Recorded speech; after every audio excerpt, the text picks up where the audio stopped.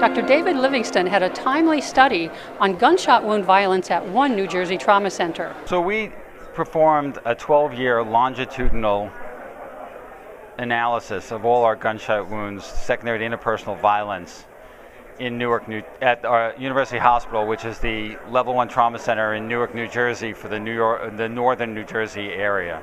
The flow of gunshot wound violence is unrelenting, it's constant.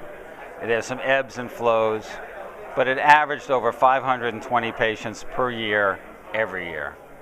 What we also proved, and what our gut was telling us, was that the injuries these patients sustained were greater, they were dying at a greater rate, they had more holes in them, they were shot more, and they were really, it was just an escalating degree of violence while the numbers were the same.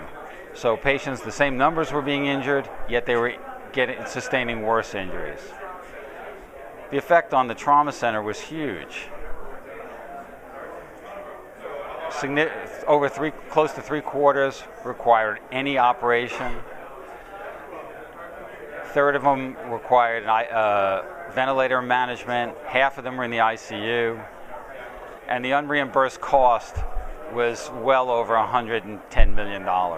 Nationally, this is probably billions of dollars.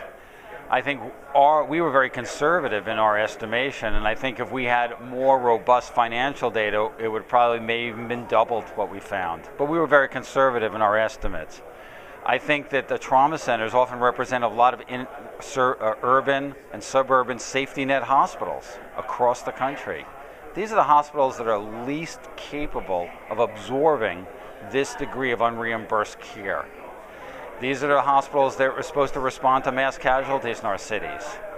Yet they're being threatened by this ongoing, unreimbursed onslaught of injuries.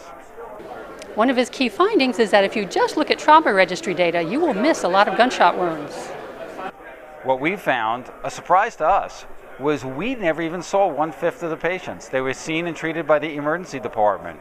Maybe because gunshot wounds are sort of so common in our area. Maybe in another hospital where a gunshot wound is rare, they capture everyone, gunshot wound to the toe.